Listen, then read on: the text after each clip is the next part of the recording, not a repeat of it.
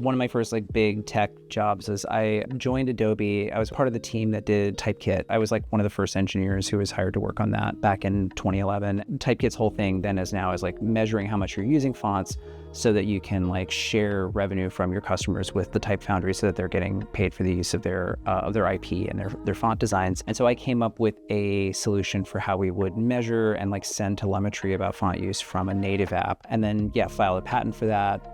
It's technically like when you work for Adobe, you agree to assign any of your patents to Adobe, so it's actually an Adobe patent. So instead of like the little like whatever certificate or award you would get from the Patent and Trademark Office, I have this Lucite doodad from Adobe Systems. Mischief, who's like kind of an art collective that does like merch drops sometimes, they made a series of the greatest failures in tech history. And so it was 4 figurines. This is the Juice Bro.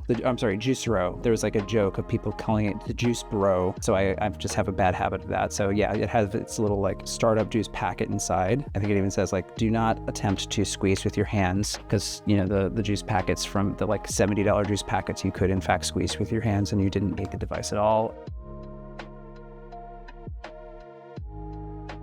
So that was like one of the first runs. That is a modular building of a Lego store, which I picked because it's really meta. I just think it's really funny.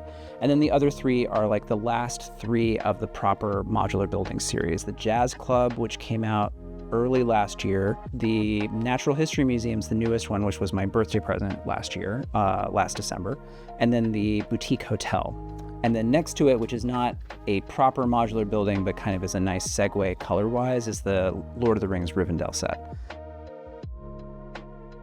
The figures have been a little picked over because they've been recruited into my daughter's playtime, but you know, the building is still intact. And you can see like the street is populated by, you know, a few Spider-Man characters, but then also some other folks have made their way in, like the Beast and Wolverine have just coming out of a museum day. Got a few other folks around, like Daredevil's hanging on top of the Jazz Club. This is a Braun Dieter Rams design. I think I bought this maybe in Sydney, maybe in Portland about 10 or 12 years ago, mainly because it's good to have a clock on the desk and I like the design, but I think it also was like from when I was traveling. This is a latte. And it's a latte that's a game piece from 90s Trivial Pursuit. And at one point, my daughter like took the pieces and played with them, so they're strewn all over. We don't have them, but they're more kind of fun as like figurines to have on the desk anyway. Most places bigger than like a couple hundred people tend to have like among the engineers and other folks a mechanical keyboard Slack community. And so people who are very focused on an ortho keyboard or a split keyboard gravitated to the Moonlander. We had people who tried it and didn't like it. We had people who swore by it. And at the same time, I also had like a stipend. I didn't really need extra stuff, so I had work buy it for me. I really like the configuration. I really like kind of the layout on this, so I wanted to try it out. And I've been like constantly trying to like find the layout that works best for me. At the moment, I'm very close to just the stock layout with a couple little tweaks. And I am fortunate, I've never had like the carpal tunnel or other issues where I feel like I need an ergonomic. That said, like one of my first keyboards that I loved when I was like in high school was the original Microsoft membrane keyboard.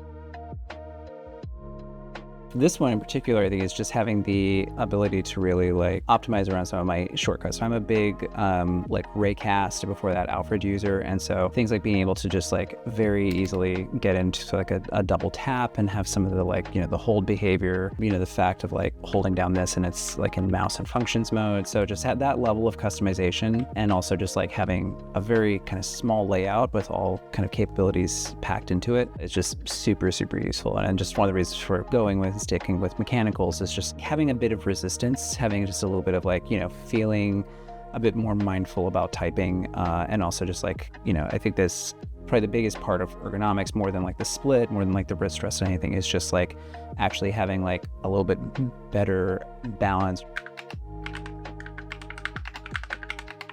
Your hand is actually working, which also means it's not overworking. So you're not like kind of overextending in weird ways to hit these like kind of flat, tiny membrane keys like on the laptop keyboard. So I think like between those of just like getting to put your shortcuts exactly where it's going to work best for you for your ergonomics.